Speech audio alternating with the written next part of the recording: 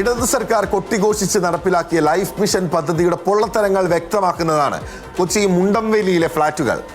P&T കോളനിയിലെ 80 കുടുംബങ്ങളെ മാറ്റിപ്പാർപ്പിച്ച കെട്ടിടം ചോർന്നൊലിച്ച അപകടാവസ്ഥയിലാണ്. മുകൾ നിലയിലെ ശുചിമുറിയിൽ നിന്ന് ഇത് കണ്ടിട്ടും ഈ കമന്റ് ബോക്സിൽ വന്നിട്ട് ന്യായീകരിച്ചോളൂ എന്ന് പറയുന്ന കുറച്ച് കമന്റുകളോടാണ് എനിക്ക് പറയാനുള്ളത്. ഇത് കണ്ടിട്ട് നിങ്ങൾ എന്ത് പറയുന്നു?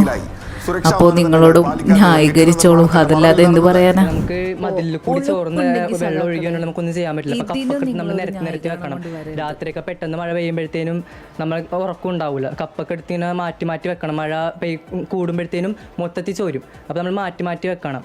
പിന്നെ യൂണിഫോം ഒക്കെ നനയും. സ്കൂൾ യൂണിഫോം ബുക്കൊക്കെ നമ്മൾ താഴേക്ക് വെക്കണം. അപ്പോൾ അതൊക്കെ നനയും. പിന്നെ അഴ കെട്ടിയത് മതിലിനോട് ചേർത്താണ്. അപ്പോൾ അവിടെയൊക്കെ തുണി വിരിച്ചിരുന്നതുകൊണ്ട് മഴ പെയ്യുമ്പോഴത്തേനും യൂണിഫോമിലൊക്കെ വെള്ളം ഉണ്ടാവും. പിന്നെ അങ്ങനെ നടക്കുകൊണ്ട് മുഷിഞ്ഞ മണം വരും, വെള്ളം നനഞ്ഞിരിക്കണോണ്ട്. അതുകൊണ്ട് സ്കൂളിൽ പോകുമ്പോഴത്തേനും അവിടെ നമുക്ക് ഇരിക്കാൻ പറ്റില്ല, സ്മെല്ല് വരും ഡ്രസ്സിൽ നിന്ന്. അപ്പോൾ നമുക്ക് ഇരിക്കാൻ പറ്റില്ല, അങ്ങനെ ബുദ്ധിമുട്ടുണ്ട്. അങ്ങനെ കുറേ നാൾ സ്കൂളിൽ പോകാണ്ടൊക്കെ ഇരുന്നിട്ടുണ്ട്.